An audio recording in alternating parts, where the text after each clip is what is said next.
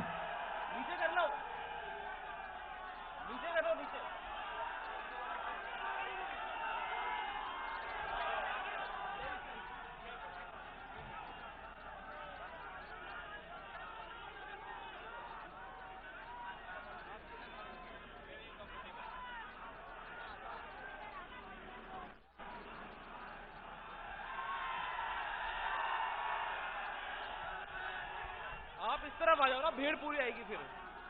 इनको इधर कर रहे थे तो भीड़ पूरी आएगी ना। नो प्रॉब्लम, कर लेंगे मैनेज।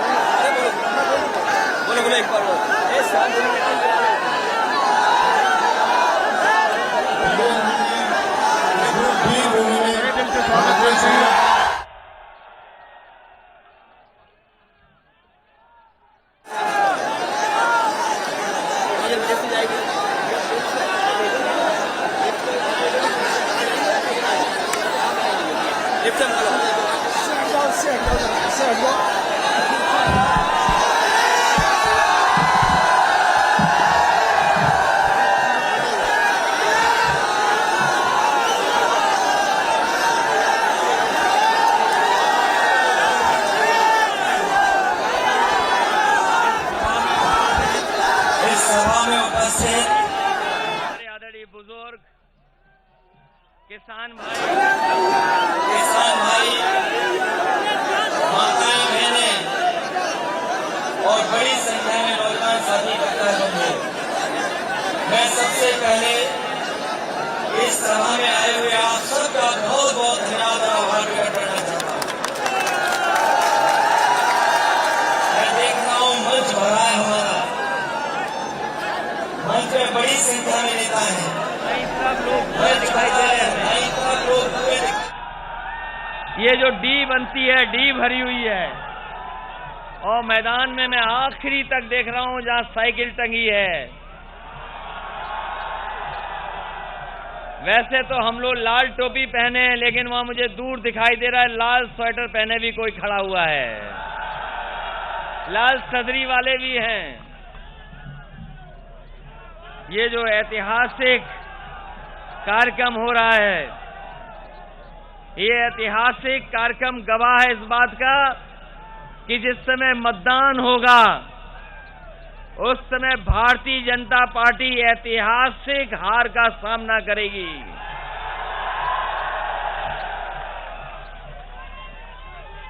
बुंदेलखंड की जनता, इस बार बुंदेलखंड की जनता इंतजार कर रही है, बुंदेलखंड की जनता इंतजार कर रही है। बुंदेलखंड की जनता ने भारतीय जनता पार्टी को बहुत समर्थन दिया। बुंदेलखंड की जनता ने सब विधायक जिता दिए, सब लोकसभा जिता दिया, पूरा का पूरा सफाया हो गया और दलों का। लेकिन आपके हाथ क्या लगा बताओ? 4.5 साल में आपके हाथ कुछ लगा हो तो बता दो। आपको खाली छोड़ दिया। और ये डबल इंजन की सरकार जो दावा करती है, डबल इंजन की सरकार, बुंदेलखंड आते आते डबल इंजन सरकार का इंजन फेल हो गया। बताओ, इंजन फेल हो गया कि नहीं हो गया? हमारे किसान भाई जिन्हें भरोसा दिलाया था कि आय दोगुनी हो जाएगी, आय दोगुनी होगी, फसल की कीमत दोगुनी मिलेगी, हमारे किसान भाई बैठे होंगे, उनके बेटे हैं नौजवान खेती करने वाले। बताओ, किस फसल की आपकी पैदावार की आय दोगुनी हो गई? किसी की कीमत मिली हो तो बता दो आप। कीमत तो दूर, जिस समय हमारे किसानों को खाद की जरूरत है, लाइन में खड़े हैं लेकिन खाद नहीं मिल पा रही है, खाद नहीं मिल पा रही, लाइन में खड़े हैं दिन रात, खाद नहीं मिल पा रही किसानों को। और जो खाद मिल भी रही है, बताओ भारतीय जनता पार्टी के लोग बोरी में से चोरी कर रहे हैं कि नहीं कर रहे हैं? बोरी में से चोरी, और किसानों की आमदनी आधी और महंगाई दोगुनी।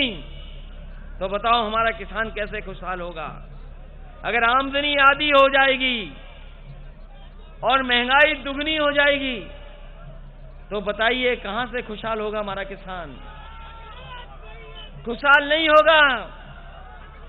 इसलिए किसानों ने भी मन बनाया इस बार, किसान भी मन बना के बैठे हैं। जो खेत जोत सकते हैं वो समय आएगा तो भारतीय जनता पार्टी को उत्तर प्रदेश से बाहर करने का काम भी करेंगे।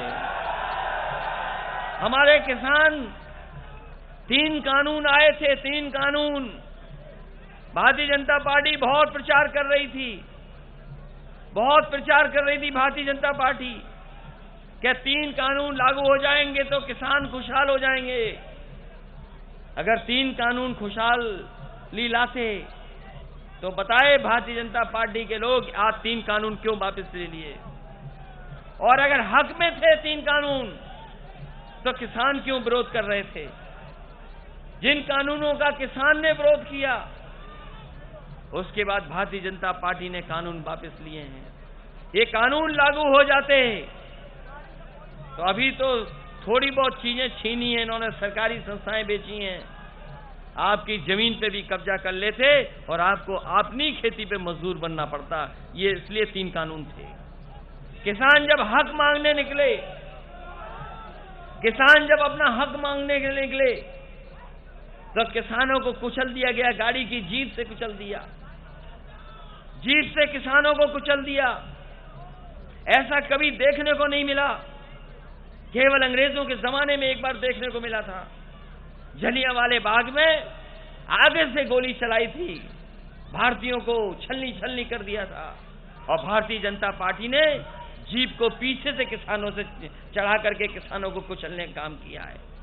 अगर यहां पर रानी लक्ष्मीबाई ने नाको चने चबा दिए थे अंग्रेजों को, तो इस बार यहां की जनता भारतीय जनता पार्टी को खदेड़ने का काम भी करेगी, बाहर करने का भी काम करेगी। हमारे नौजवान बताओ, कहां नौकरी है आपके पास? कहां है रोजगार? बड़े बड़े विज्ञापन लग रहे हैं लखनऊ और दिल्ली में कि रोजगार दे दिया, नौकरी दे दी। ये बाबा मुख्यमंत्री ने सब नौकरी छीन ली, सब रोजगार छीन लिए। नौकरी और रोजगार नहीं दिखाई दे रहा है। सड़कों पर, खेतों में केवल बुल दिखाई दे रहे हैं, बुल। ये जो बुलडोजर वाले हैं, इनका बुल दिखाई दे रहा है खेत में। रात रात जगना पड़ रहा हमारे किसानों को। बताओ, बुल और बुलडोजर हटाओगे कि नहीं हटाओगे?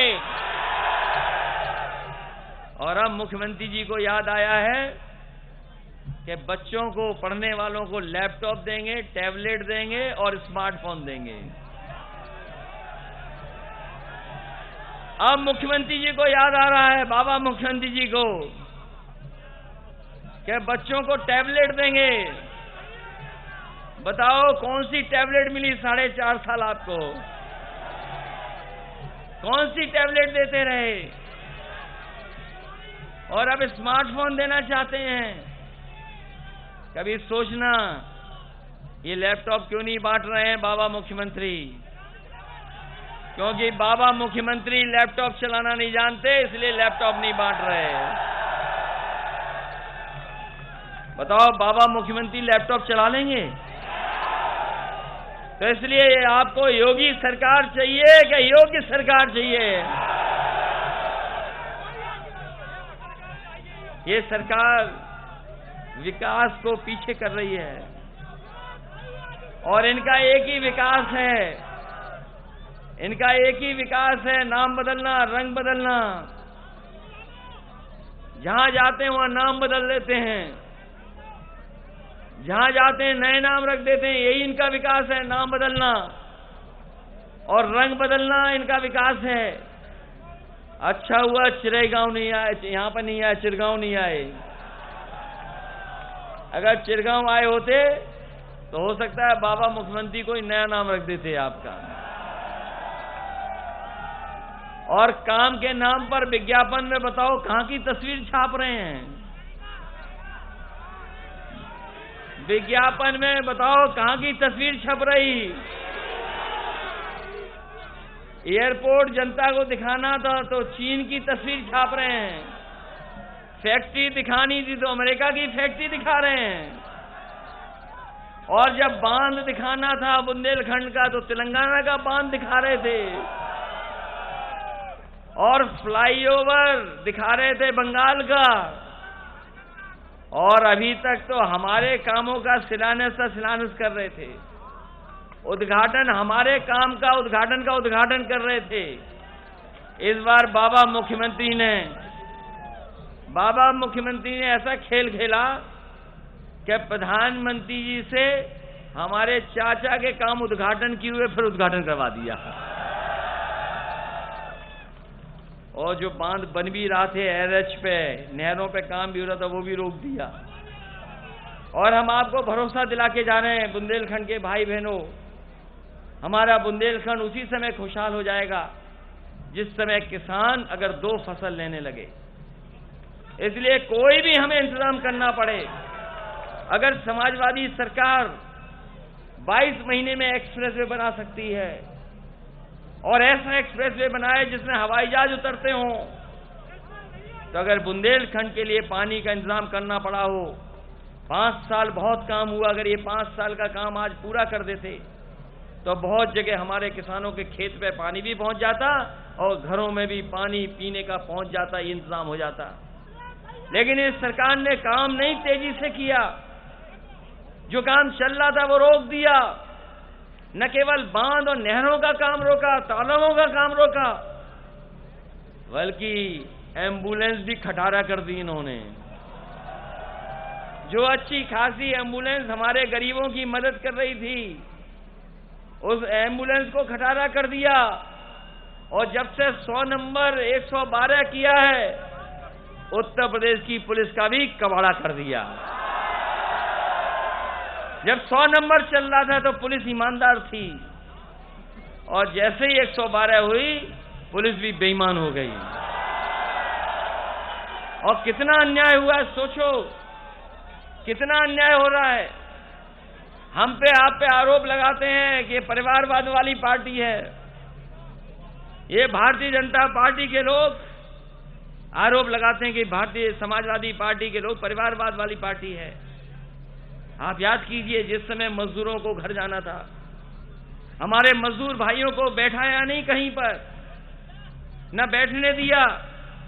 वो पैदल पैदल अपने घर पहुंचे थे, कोई 500 किलोमीटर, कोई 600, कोई 1000 किलोमीटर। कोई कल्पना कर सकता है कि 1000 किलोमीटर पैदल चला हो मजदूर, तब जाकर के घर पहुंचा। और जिस समय जब सबसे ज्यादा सरकार की मदद की जरूरत थी, उस समय हमारे मजदूर भाइयों को अनाज छोड़ने का काम अगर किसी ने किया था तो भारतीय जनता पार्टी ने किया। उन मजदूरों को मदद करने का काम, वो घर तक नहीं पहुंचे। कई हमारे मजदूर भाई, उनकी जान चली गई, परिवार से नहीं मिल पाए, घर पे पहुंचने से पहले उनकी मृत्यु हो गई। सरकार ने कोई मदद नहीं की।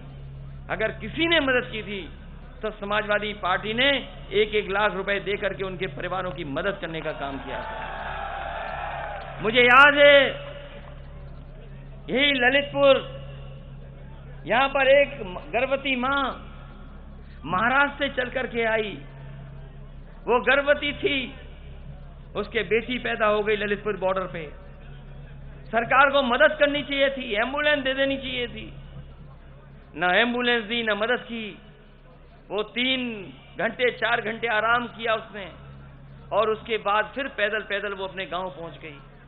जब मुझे ये खबर मिली तो मैंने एक समाजवादी कार्यकर्ता उसके घर पर भेजा और मैंने कहा कि जो जरूरत हो मदद करना। उसने बताया कि बहुत गरीब परिवार है, क्योंकि बाहर काम करता था, यहां पर काम नहीं करता था, तो उसका घर भी नहीं बता था, पॉलिथीन के साथ रह रहा था। पॉलिथीन में घर बनाया था। हमने समाजवादी पार्टी को जानकारी हुई तो मैंने समाजवादी पार्टी की तरफ से उस मां को 1 लाख रुपए भिजवा करके उसकी मदद करने का काम किया। और बताओ, यहीं पर एक नौजवान, आपके पड़ोस में जो नौजवान है, बताओ उसकी हत्या हुई थी कि नहीं हुई हत्या? बताओ, कौन नहीं जानता कि हत्या हुई कि नहीं हुई? हम सब लोग गए थे, उस घर परिवार में मिलने गए थे। उसकी हत्या हुई यहां पर, लेकिन उसे न्याय नहीं मिला। केवल यहां पर नहीं, आपने कासगंज भी देखा होगा, खबर पड़ी होगी कि बताओ 2 फीट पर पाइप पर कोई नौजवान आत्महत्या कर सकता है, लेकिन ये सरकार कह रही कि उसने आत्महत्या कर ली। केवल यही नहीं, उत्तर प्रदेश में एक व्यापारी गोरखपुर गया था मुख्यमंत्री जी के क्षेत्र में, पुलिस ने इतना पीटा कि उसकी जान चली गई। अगर इन परिवारों की किसी ने मदद की है तो समाजवादी पार्टी ने मदद की है, और इसलिए मदद की है कि समाजवादी पार्टी के लोग परिवार वाले लोग हैं। परिवार वाले ही दूसरे परिवार वाले का दुख और परेशानी समझ सकते हैं। जिनके पास परिवार नहीं है वो परिवार वालों की किसी की परेशानी नहीं समझ सकते। और अगर परेशानी समझते तो बताओ, हमारे किसानों को लाइन में लगना पड़ता, खाद के लिए लाइन में लगना पड़ता, और अपनी माताओं बहनों को हम समाजवादी पेंशन दे रहे थे, पेंशन छीन ली इनकी माताओं बहनों की। ये परिवार वाले, जो परिवार नहीं है जिनके पास, उन्होंने हमारी माताओं बहनों की समाजवादी पेंशन छीनी है। हम समाजवादी लोग परिवार वाले हैं, हम अपनी माताओं बहनों को भरोसा दिलाते हैं। पहले 500 रुपए सम्मान में देते थे, अब महंगाई में 500 से काम नहीं चलेगा, हमें 3 गुना भी बढ़ाना पड़ा तो हम अपनी गरीब माताओं बहनों की पेंशन दे करके उन्हें सम्मान देने का काम करेंगे।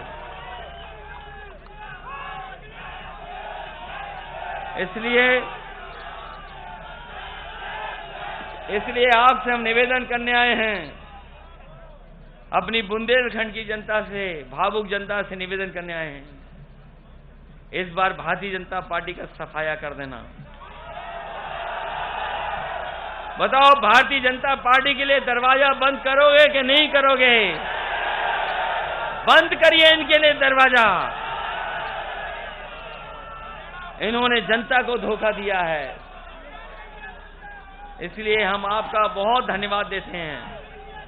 इस ऐतिहासिक कार्यक्रम के लिए धन्यवाद देते हैं।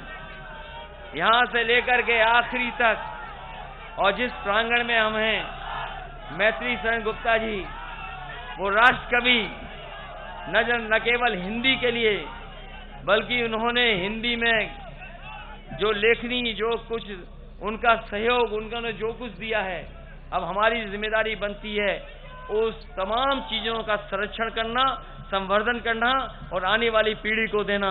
इसलिए अगर हमें कोई और विशेष भी कार्य करना पड़ेगा मैत्री शरण गुप्ता जी के नाम पर, तो सरकार में हम लोग काम करेंगे, जिससे हमारी हिंदी भाषा की सेवा और हो सके।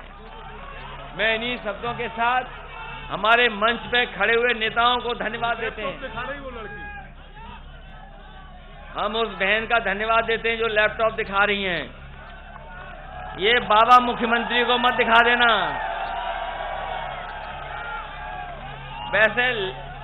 वैसे लाल रंग से भी वो घबराते हैं, और आप जानते होंगे लाल रंग से कौन ज्यादा घबराता है। लाल रंग से कौन घबराने लगता है? तो लाल रंग से तो घबराते ही हैं। मैं बधाई देना चाहता हूं, क्योंकि नई पीढ़ी जो है, जो आने वाली पीढ़ी है, हमारी पुरानी पीढ़ी नहीं दादा, जो नई पीढ़ी है उसके पास नई नई चीजें हैं। हमारे जो बुजुर्ग बैठे हैं, जो हमारे बुजुर्ग नमस्कार कर रहे हैं, इनके जमाने में नहीं था ये लैपटॉप न मोबाइल, इनके जमाने में नहीं था, जमाना बदल गया। अब मोबाइल है, लैपटॉप है। ये नौजवान जो खड़े हैं, ये शहर में अपने मोबाइल से खाना भी मंगा लेते हैं, ये मोबाइल से सामान भी मंगा लेते हैं, जो सामान चाहे वो मंगा लेते हैं मोबाइल से। कपड़ा, जूता, जो चाहे सो मंगा लें। और देखिए क्या परिवर्तन हुआ है। हम लोग, आप लोग कभी भी कंडा, एक दूसरे को कंडा ही बोलते होंगे यहाँ, क्यों? हम और आप लोग कभी कंडा एक दूसरे को देते भी नहीं, जो चाहे फ्री ले जाए। लेकिन सोचिए, टेक्नोलॉजी के जमाने में जो दुनिया का सबसे अमीर आदमी है,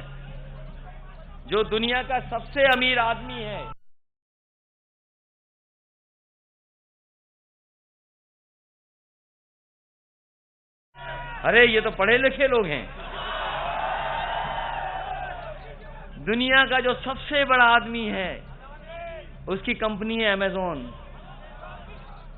बताओ, उसमें कंडे भी बिक रहे हैं। सोचो, कंडे बिक रहे हैं। इतनी बड़ी कंपनी, इतना बड़ा आदमी कंडे बेच रहा है। तो इसलिए हमारे देश में टैलेंट की कमी नहीं है। अगर हम लोग भी चाहें, जब हमारे कंडे बेच सकते हैं, तो अगर हम अपने नई पीढ़ी को अच्छी पढ़ाई करा दें, अच्छे समय पर लैपटॉप दे दें और उनको समय के हिसाब से और ट्रेनिंग करा दें, तो हो सकता है दुनिया में वो न जाने क्या क्या कर करके दिखा दें। ऐसी हमारे नई पीढ़ी वाले लोग हैं। लेकिन जो सरकार में बैठे हैं, उन्हें धुआं उड़ाने में ही फुर्सत नहीं है। कितना धुआं उड़ा रहे हैं सोचो। ये हमारे पास पर्चा आया है, ये 69,000 वाले बच्चे हैं, इनके साथ बहुत अन्याय हुआ है। इनके साथ भेदभाव हुआ है आरक्षण को लेकर के। हम आने वाले समय में आपकी भी मदद करेंगे, बीटीसी वालों की मदद करेंगे, बीएड वाले मदद करेंगे, और अगर स्पेशल हमें भर्ती चलानी पड़ी फौज की और अपनी उत्तर प्रदेश की पुलिस की, तो वो भी हम लोग चलाने का काम करेंगे, जिससे नौजवानों को नौकरी और रोजगार मिल जाए। इसलिए माताओं बहनों का धन्यवाद, बुजुर्गों का धन्यवाद, एक एक कार्यकर्ता जो बैठा है वो सबका धन्यवाद। और हमें उम्मीद है कि हमारे सभी नेता भी एक होकर के एक प्रत्याशी लड़ा देंगे, तो इस बार जीतने का काम यहां पर करेंगे। बहुत दिनों से नहीं जीते,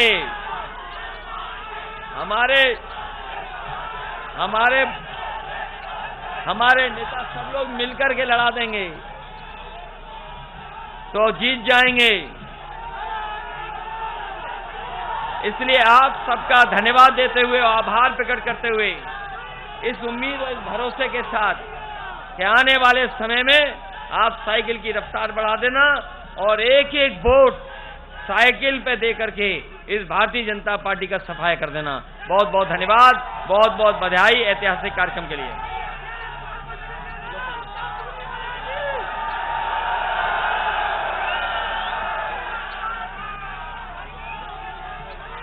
Take the pic of that girl who is holding the laptop. Could you take? She's there.